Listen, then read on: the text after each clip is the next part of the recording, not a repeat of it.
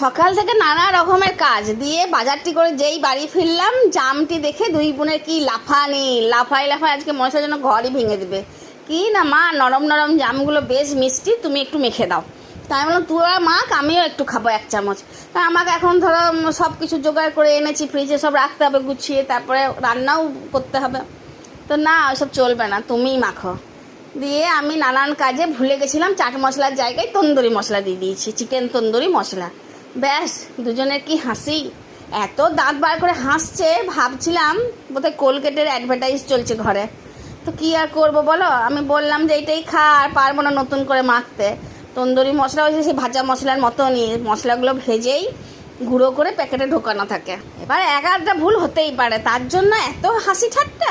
আরে নিজেরা করো, তাহলেই তো বুঝতে পারবে। তোমরাই বলো না আমি কিছু ঠিক বলেছি না ভুল বলেছি। ঠিক আছে, রাখো ফোনটা এবারে।